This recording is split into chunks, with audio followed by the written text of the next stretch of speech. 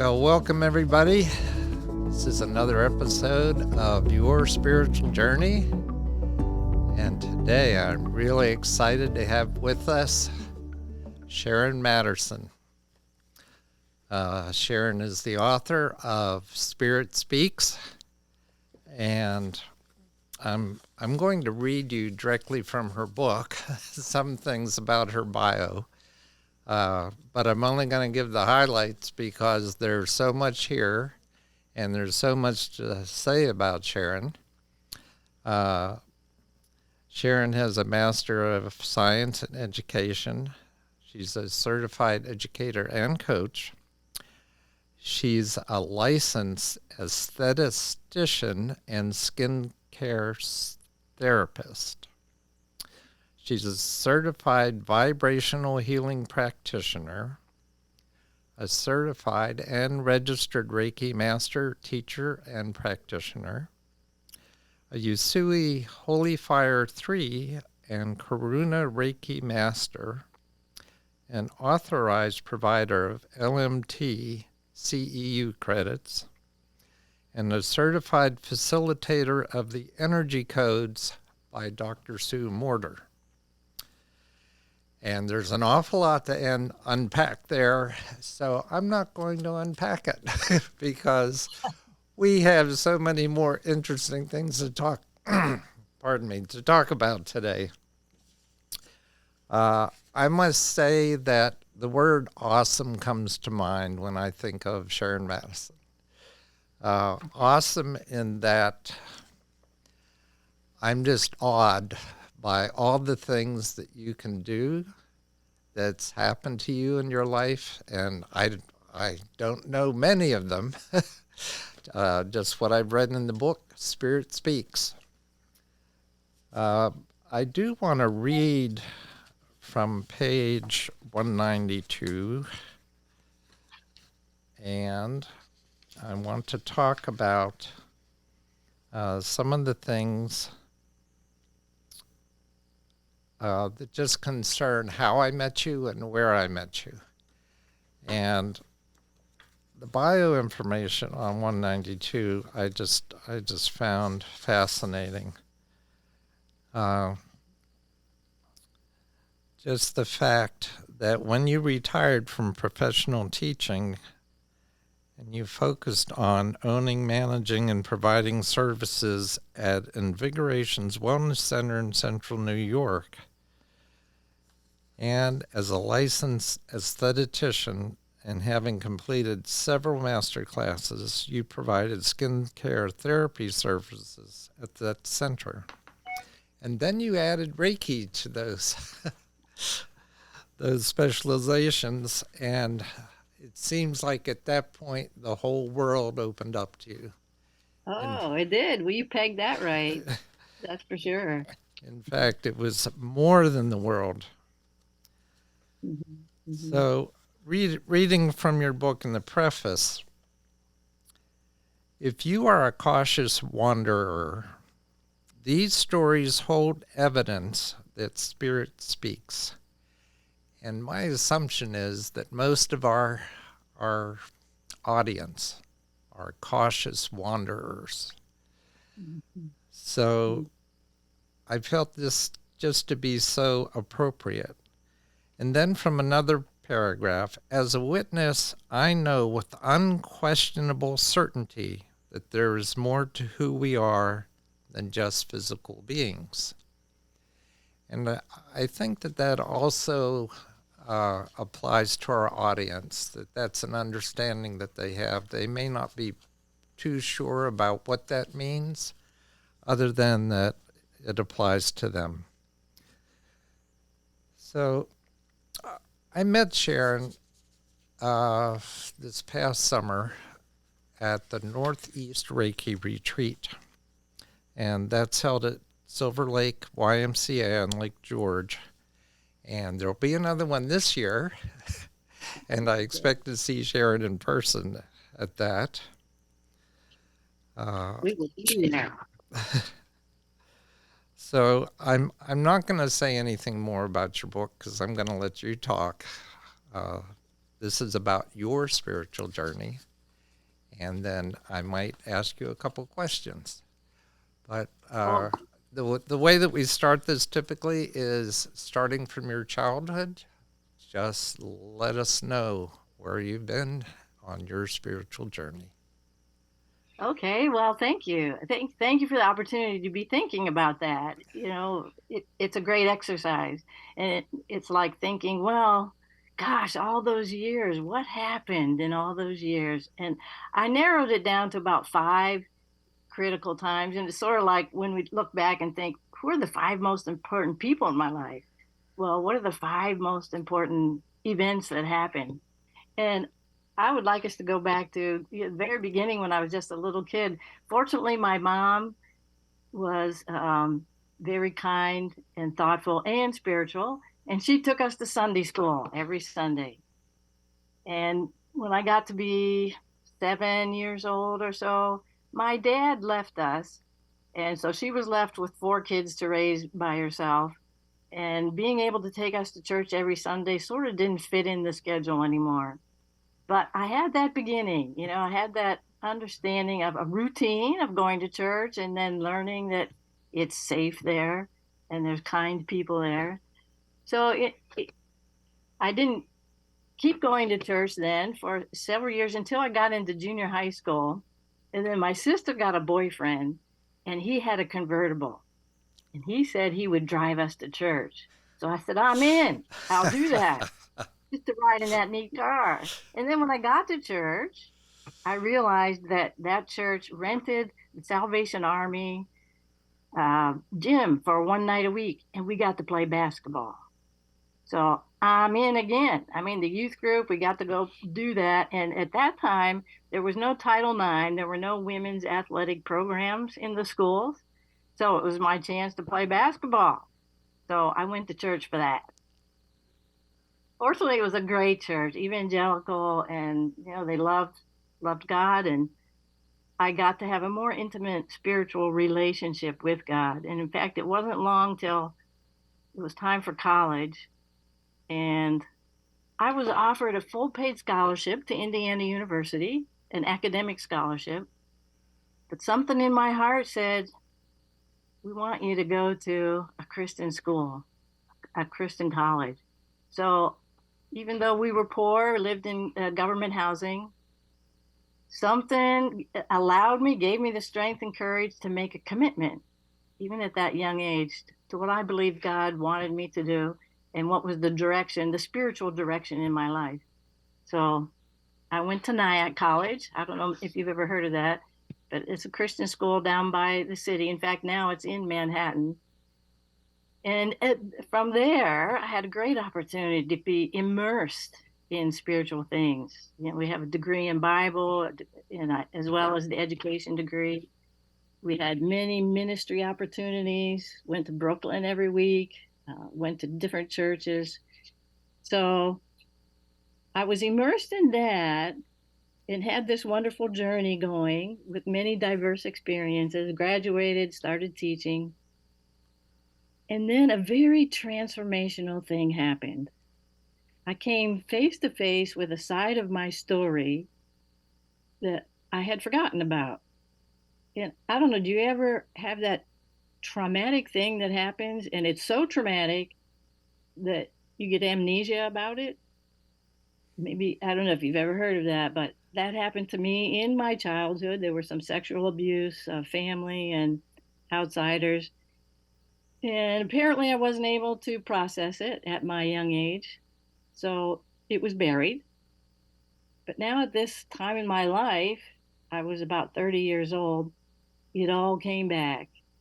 So I got in a recovery program for that. And it was huge in my life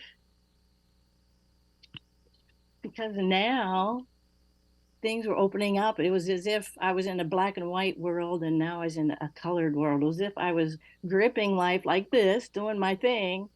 But now it was almost forced to open my hands and release something that was in me. It was a very complicated PTSD. And this is what I want to share about this. I was in therapy, and because I couldn't speak about it very much, because I was so young at the time and we were taught not to tell, you never tell what's going on. So in therapy, I used art and I drew a picture of a big boulder and I drew a picture of myself sitting as a little kid, all dejected and forlorn. And then into my picture came Jesus.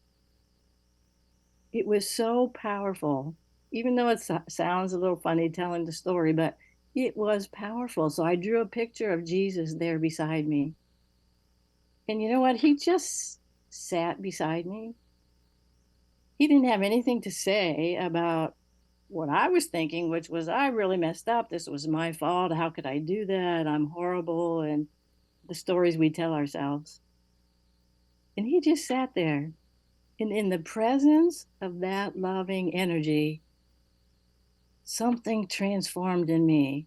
It transmuted that horrible experience into a healing. Later, when I put it to music, I was imagining we can have these big boulders in our life, and we all do, and they can crush us, they can roll over us, we can be underneath it, or we can stand on top of it and have a perspective on the top of that boulder of life that's different, of a life that has a spiritual meaning behind it. And that meaning was Jesus was there and it was enough. His presence was enough. And so my spiritual journey, the relationship became one of not so much church or religion or boundaries about limits about who God is or limits about what he expects of humanity, what he expects of me, because I was so good at following the rules and, searching for his will and doing his purposes. And I got confined. I mean, it's okay that I needed that in that time of my life. But now, in this healing presence of Jesus, my journey became more about a realization of who I am as a spiritual being having a human experience. It was a profound, profound change. So my devotion changed from seriously and seriously trying to find God's will and doing it exactly right at all costs to becoming a spiritual journey of living in the light and living in God's presence and living in a presence that's healing and in a presence that's light. And it just opened my world. Just opened my world. So it wasn't long after that when I retired from teaching and we opened the Wellness Center, which you brought up in your discussion already. And wow, that really changed things.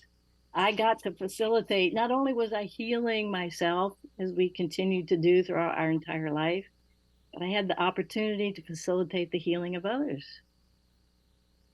So as a owner of the Wellness Center, back then it was pretty wow, I can't even think of the word, but people came in and said, "Do you have a license to be doing this?" Uh, we had practitioners who were massage therapists. At one time we had over 21 practitioners. We had cranial, sacral, we had counseling, of course, and we had Reiki and other energy medicine. We called it alternative therapy, and back then, it was kind of unacceptable in a way, and we had marketing and somebody, even a Christian from the church, came and said, "I don't see God anywhere in this." And wow, God was totally behind it all and led us into this opportunity to share healing and wellness in a way that's understanding more about the fact that our body wants to heal itself. So let's, invite all the opportunities we can for healing and on every level, physical, spiritual, emotional. So yeah, owning the Wellness Center was a huge, huge part of my spiritual experience. And now here we are, that's where I've been and here we are today. I love being a facilitator of the energy codes. I love being a Reiki practitioner, and I love talking about healing and about our spirituality, because that's who we are. And this is what we're made of. We have all that it takes to be a spiritual being, a multidimensional being that understands and has access to resources, the spiritual resources that are ours, because that's who we are. So that's where I've been. Here I am now, and I don't know what's ahead, except I know it's going to be good. That that optimism is just so infectious. Uh, Oh, I just love it. The energy that you put out.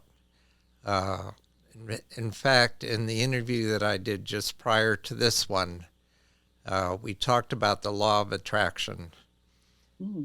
and how what you put out comes back to you, and it's just so powerful.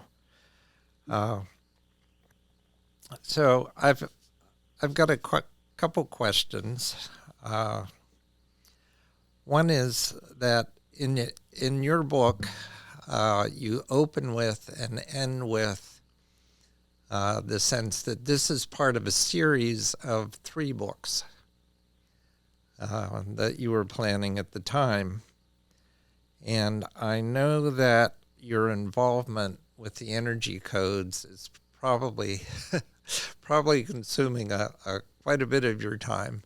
So I just wondered if you feel that there's been a pull in a different direction away from your writing now, or how you're balancing that, and what we have to look forward to.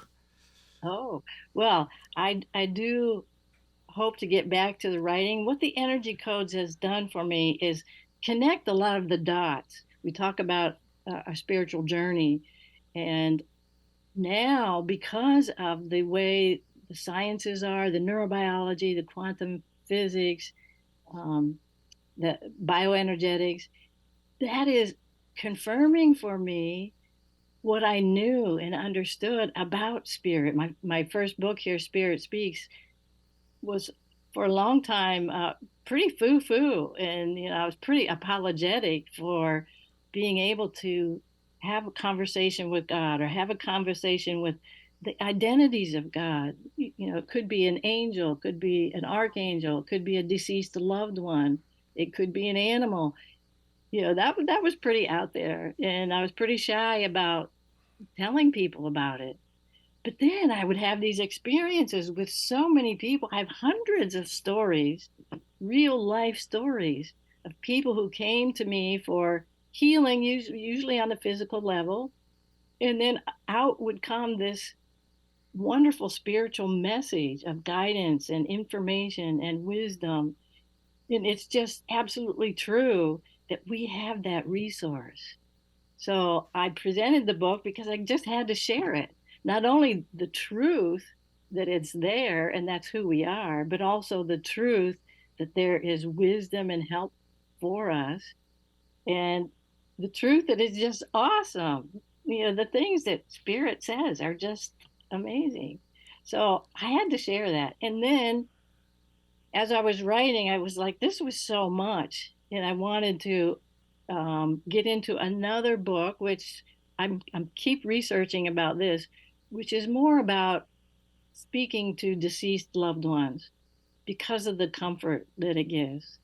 In fact, I just had an experience the beginning of this week where a man had what appeared to be taken his own life.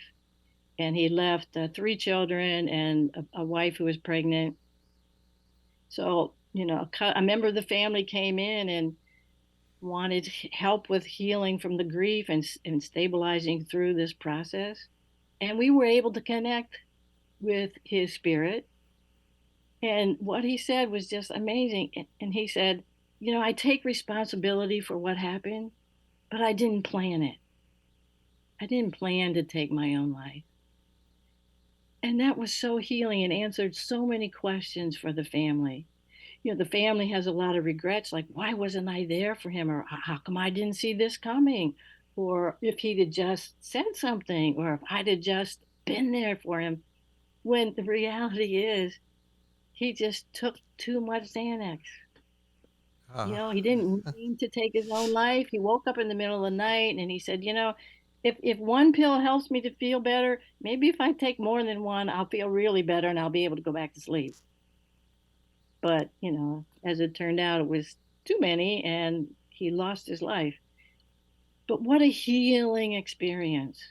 And so that's what I want to write some more about that. What I've learned from spirit on the other side, what I've learned about the process of dying, and what I've learned, I have to share it with people because we are not taught too much about dying. In fact, we avoid the conversation.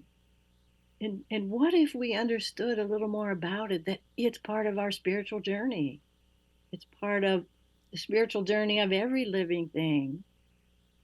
So, anyways, I do hope to get into that. And then another, I do have some writing already going about connecting with the collective of who we are.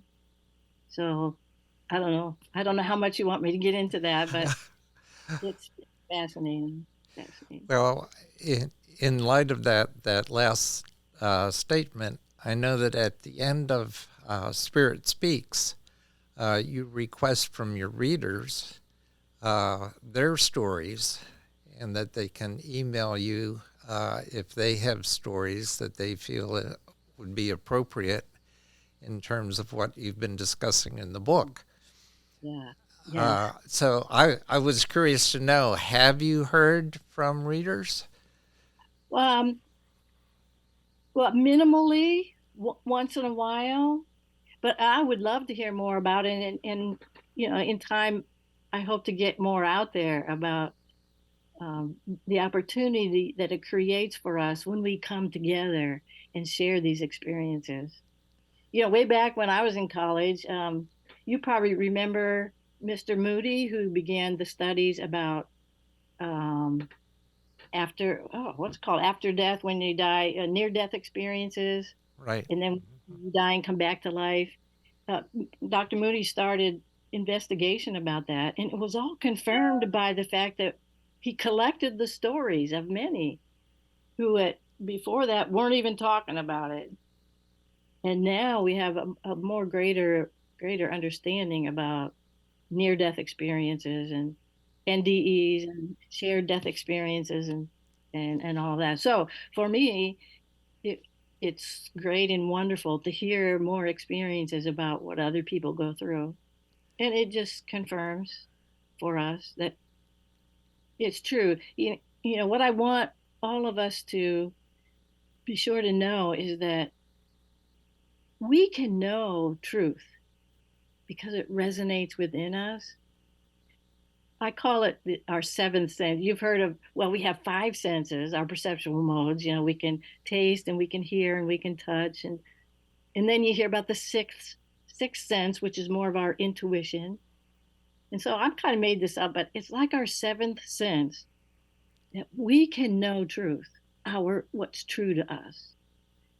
We don't have to be told. Sometimes it's helpful to hear it from others, but what I want our listeners to go away with is, doesn't matter all this stuff that we say unless it touches your heart and it resonates within you, and you can know the truth about a conversation with God or a conversation with an archangel, or some people don't believe in connecting or having a conversation with deceased loved ones or animal communication, but allow it to settle, listen, and it will resonate. Whatever truth is for you, your truth will resonate. So, let that be our guidance, and take time to be in touch with our heart and what is it saying, and let that, be what guides us. So I'm glad you brought up animal communication. Uh, that that's something that really intrigues me. My cat Tigger and I have had some conversations, uh, but I'm curious as to, I guess, the very first time that happened to you, or through you, or Animal however communication. you would express that. Yes. Oh, it's wonderful. When part of the spiritual journey, we get to a place where we understand oneness, and the oneness with the animal kingdom, the plant kingdom, the animals of the sea. It's just so awesome and just so much wonder to know and understand the intelligence of the animal kingdom, the wisdom that they have, the collaboration that they share with each other. It's just so such a lesson to be taught by them. So, animal communication. One of the first experiences I had was when we were in Sedona. I was sitting on the bench by the river there, and I was noticing that this one duck had a funny limp, and I kind of felt bad because the other ducks weren't paying attention to him. So he just separated himself from all the other ducks and walked up to where I was sitting and just stood there and looked at me and looked at me. And I looked back and I had a love and an empathy. And then I heard him say something. He said, uh, "What are you doing here?" And I'm like, "Did you just speak to me?" So we had this conversation, and I was able to encourage him to say how beautiful he was. And after our conversation, didn't he march right back to those other ducks, and he like just kind of fit in. He had himself fit in with his new confidence. But I got to tell you this other story. Near the beginning of talking with animals, I went over to my neighbor's house. We were invited for dinner, and I walked in the door and had this beautiful fish tank, huge fish tank, and in the tank was a turtle. And so I'm standing there taking my boots off and my coat off, and I hear something say, "I'm starving." And I look around and I'm like, "Did you just say that?" Yeah, I look at the turtle. "Did you just say you're starving?" And he says, "I'm starving." I'm like, "Well, what do you want me to do?" "Tell my mom and dad that I'm starving." So I said, "I'm not doing that. I'm not telling them that you just spoke to me." And I said, "Oh, okay, okay, I will. I'll tell them." And I didn't say it exactly that way. I said, uh, "What do you feed your turtle?" And they said, "Oh, we have him on a diet right now. He's too fat." Oh. And I'm like, "I think he's hungry." So, you never know. Sometimes it just pops out like that. And then other times it's a process of being quiet. I've had many conversations with horses and with animals that have maybe behavior issues, or their owner has questions, especially horses, though. Horse owners are very sensitive and very open to receiving information to help them in their relationship with the horse, how they treat the horse, what the horse needs. And we get to benefit from it because of the wisdom of the animals. And Spirit told me, this was, 5 or 6, maybe 7 years ago. Spirit told me that animal communication is just going to explode in its popularity, and it has. I was on a committee just a couple years ago, international animal communication, and we spoke and worked with people from Switzerland and Africa and Brazil and Russia. It was amazing, just amazing. And animal communication is just about telepathy. And, I predict that one day telepathy is going to be the universal language of the world, because it's very, and when you think about how can this work, well, how do cell phones work? How does that work? And when you study it, well, there's a receiver and there's a tower and there's a sender, and this is the thing: we are all of that.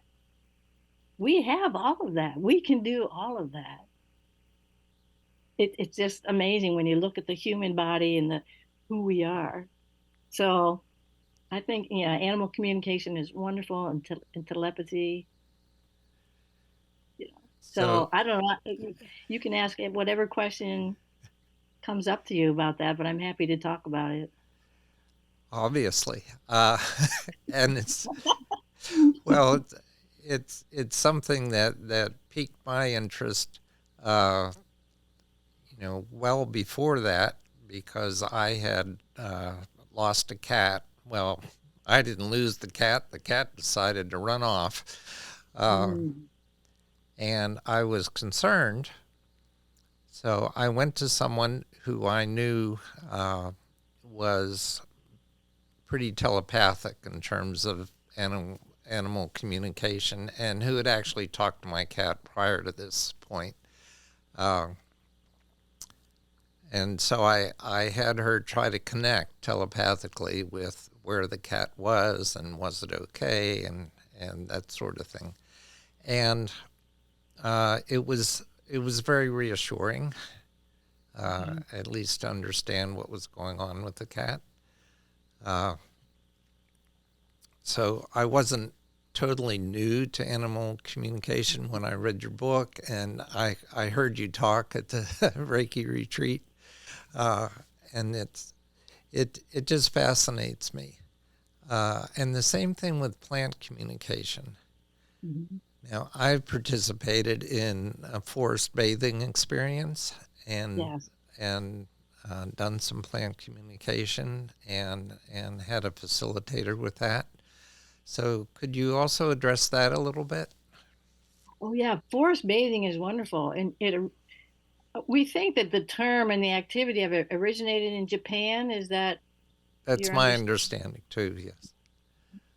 They in their culture they seem to take time to be quiet and to be at one with the plant kingdom. So it's a wonderful experience. And this is the thing: everything is made of energy. So plants have their energy, um, animals have theirs, humans, we all are made of energy. So we can use energy then to communicate because we have that in common. And the plants are here gifting us with their presence. But in my experience, especially the trees, it's just wonderful to be in the energy of they come across as being so stately and so stable and so strangely in love with humanity. And they want us to communicate and know that they support us.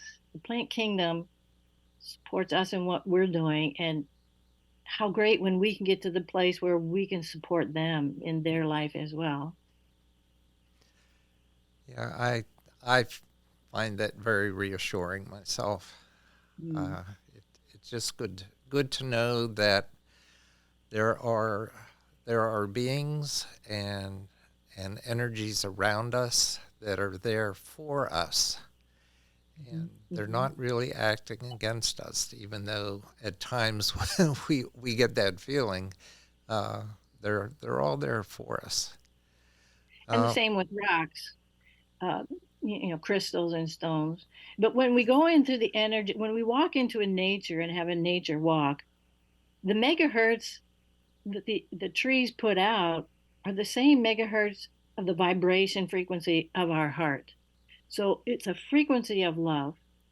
And so when we're just being there, in the presence of that, we're feeling the frequency of love. And it's a law of the universe. It's a law of physics, that when one vibration is in the presence of another vibration, the higher vibration lifts up the lower vibration, right? Entrainment, I believe they right. call it.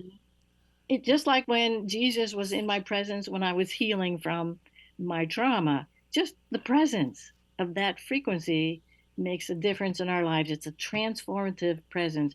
And that's why we can participate in prayer or in remote healing, because we can raise our vibration and invite others to be in the presence of that.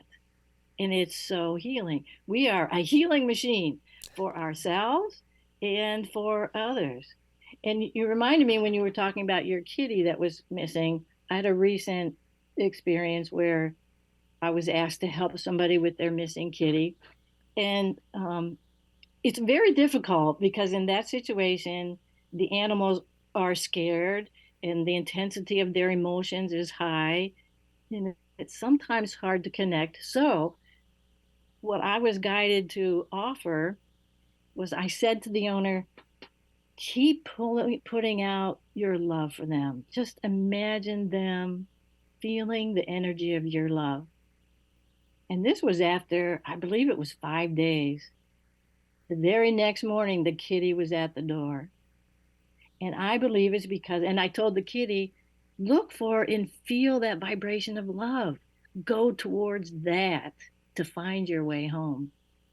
So even after that long of a time, they were able to find their way home. And not, I don't know if it made a difference or not, but I can imagine the power of the frequency of love guiding that kitty back home. And so when we do our remote healing and our praying for healing, that's why it works. It's scientific, it's real. It's about frequency and about that we can feel and raise our own frequencies and vibrations and invite others into our circle. And because of that law of entrainment, we can raise each other up. That's why the power of the groups that you have, the podcasts, or not only the podcast, but your book study groups, the power of group where two or three are gathered together is huge. And it's because we're raising the frequency and the vibration to a frequency of love, which is the highest frequency of all of our emotions, because that's out here, and it's just powerful to know about. Well, I have to say that that whole sense comes through your book. And when I read your book the first time,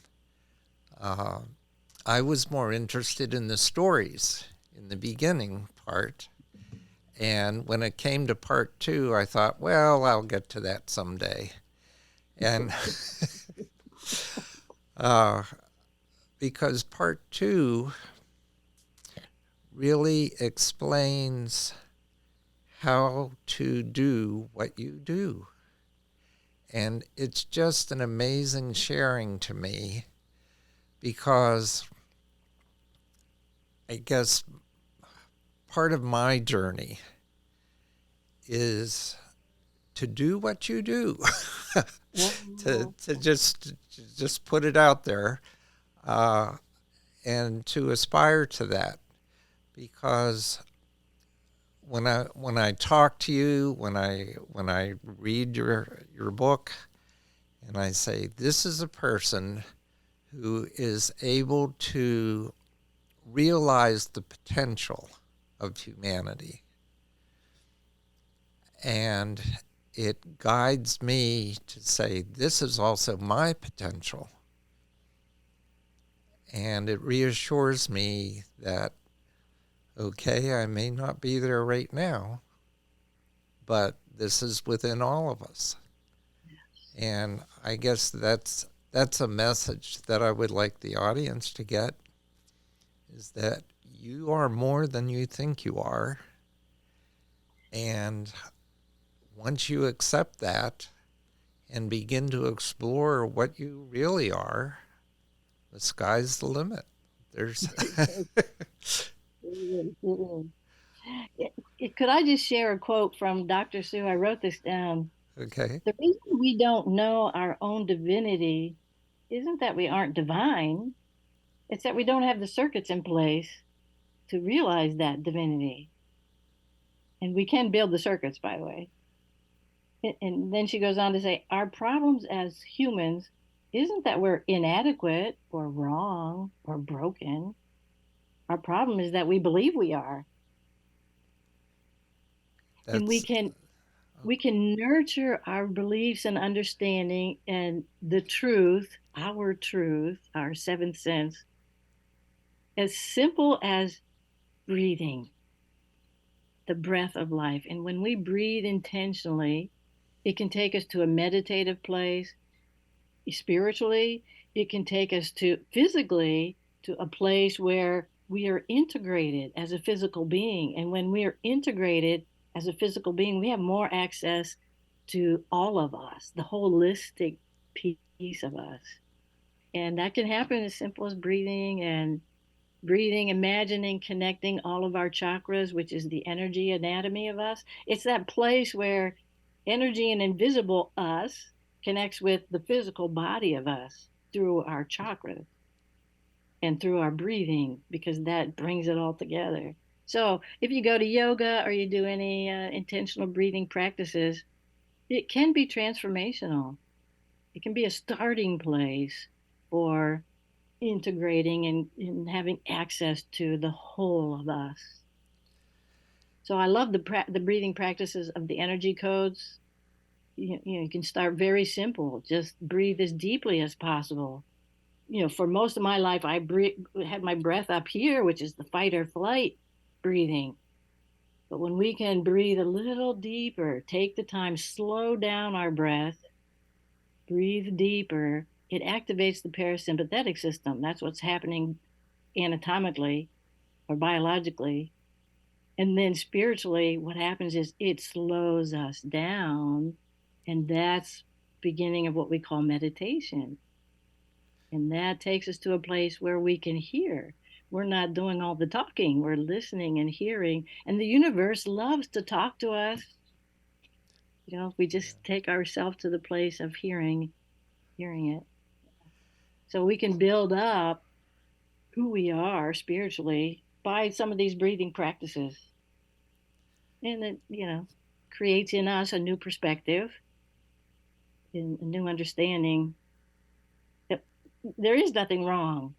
It's us. We're on this journey and you're on your journey. So there's nothing wrong with you. And I need to stop pointing fingers at you or talking about you, because it's your journey and you get to have your journey and I get to have mine. And then when we come together, wow, Yeah. powerful. Yeah, I've done a lot of reading from the work of the Heart Math Institute. And one of the things that they taught me is just putting your hand on your heart in the morning, 4 deep breaths that allows the neurons from your heart to communicate with the neurons in your brain.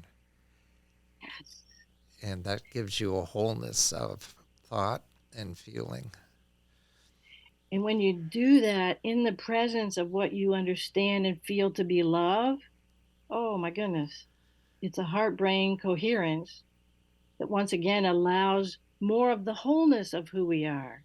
We're so stuck up here in our brain, we do. And I've done, for years, I've been up here thinking things through, analyzing, figuring it out. Yeah, I did leave out the critical piece, which is to think about what you're grateful for while you're doing that and get a sense of gratitude going. So, Yeah, gratitude is so powerful.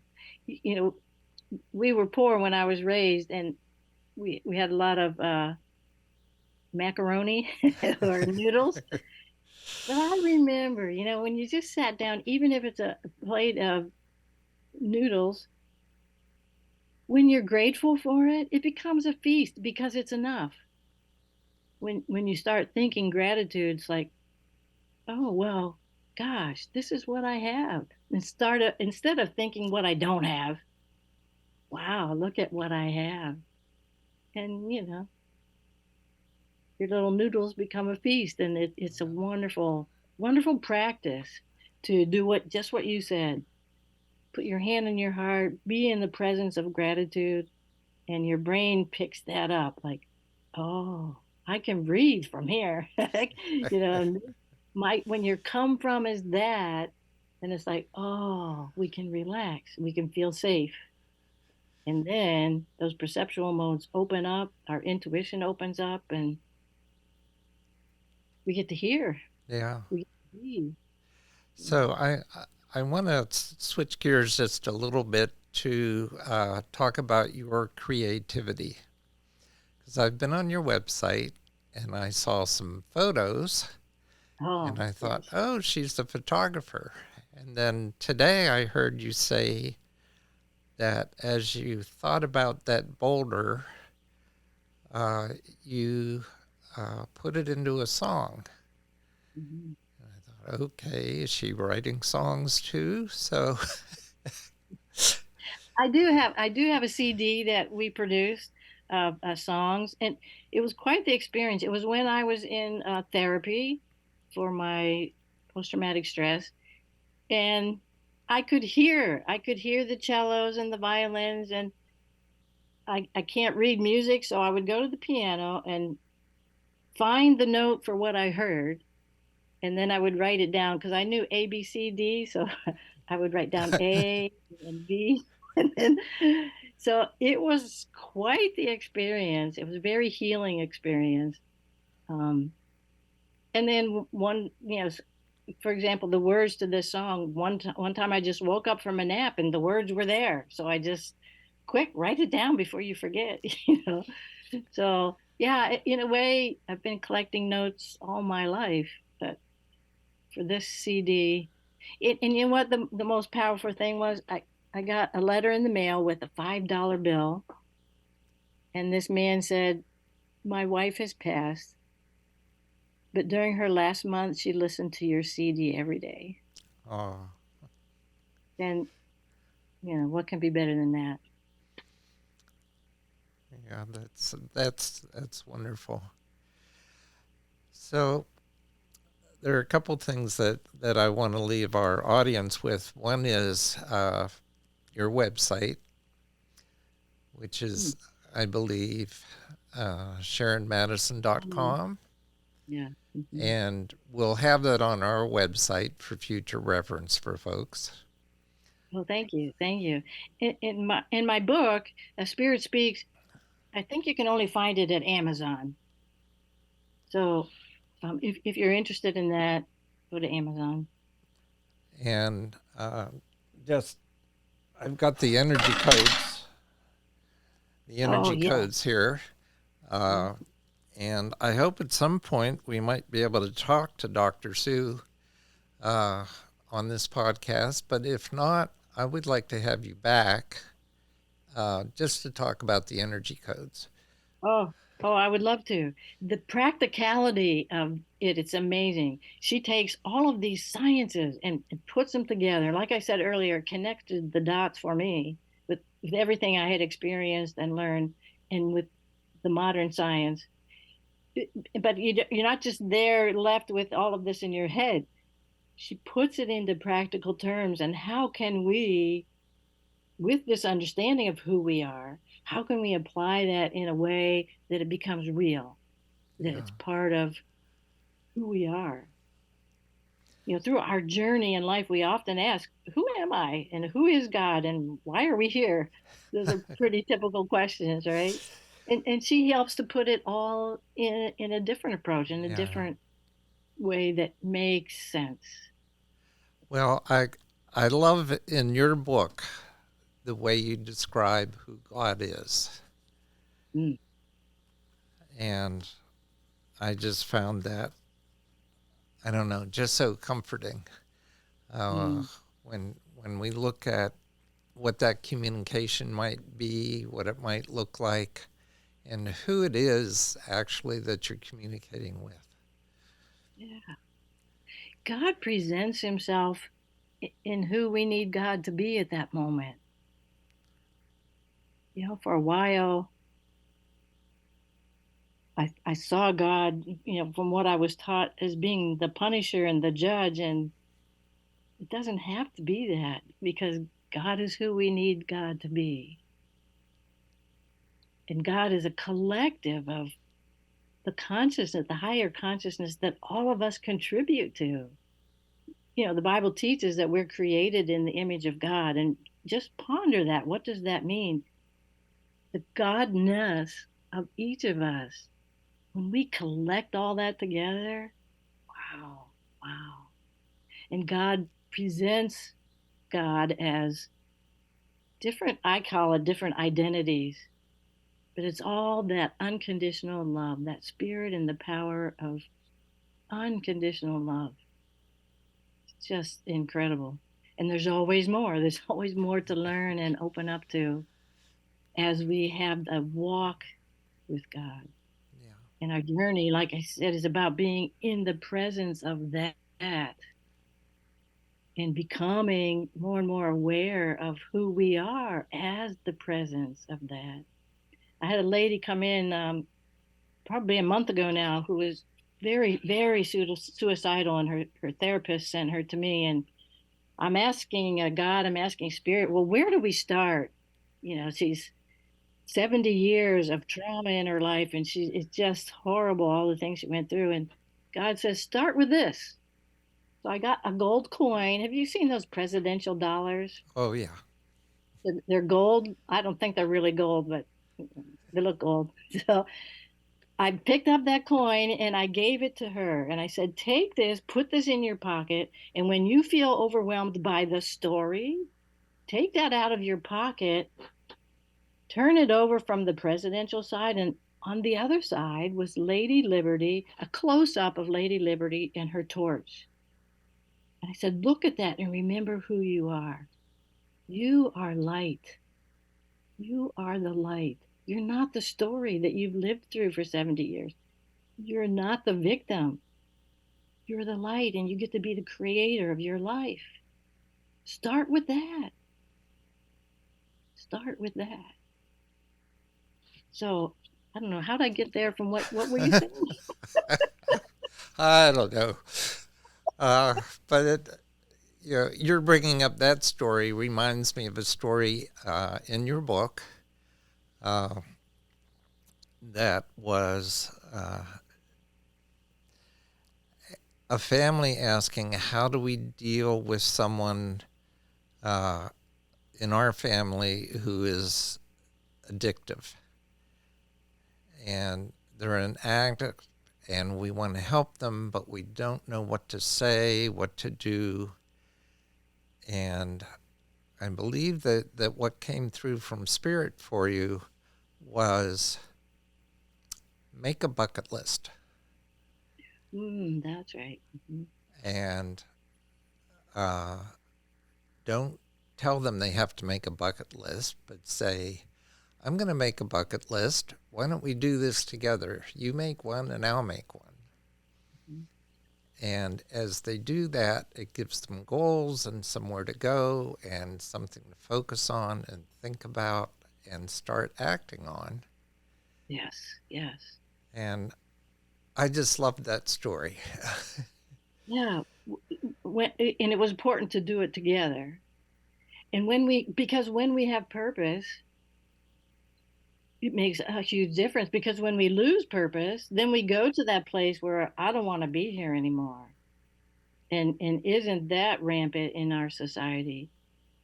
Um, I don't want to be here. There's not. So back to purpose. Why are we here? I asked God, why are we here? And the answer was to experience my love and to share my love.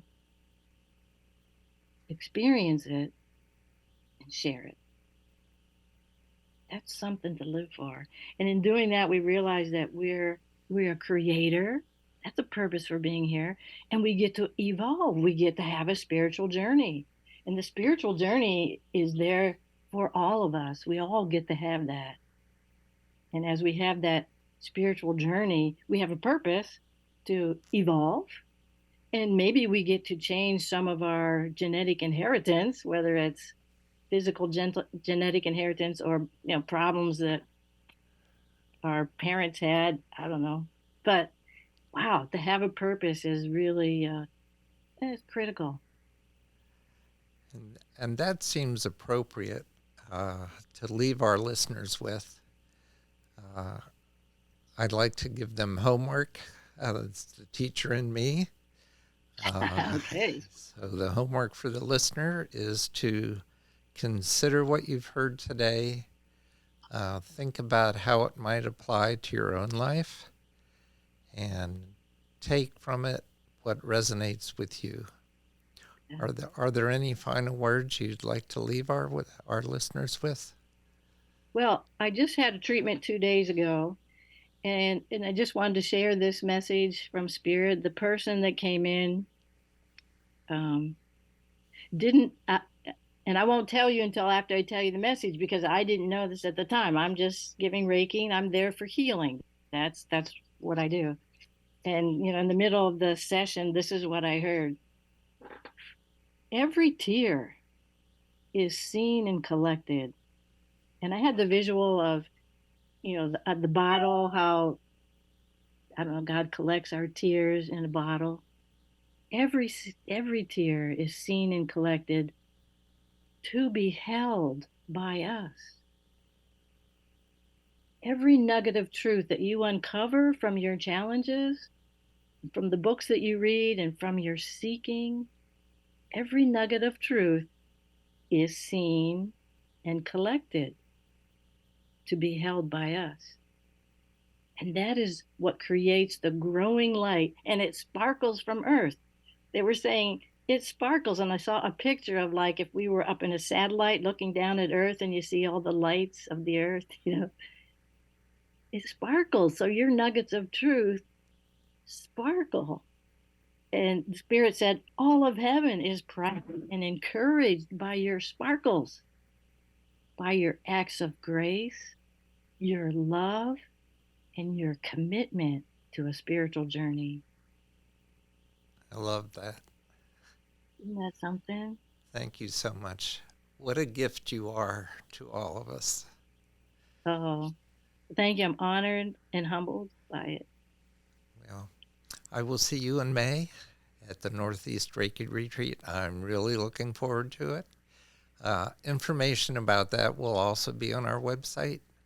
Great, great, great. Listeners, stay tuned. I'll see you then, if not before. Okay. Until Thank you. then, bye for now. Bye-bye.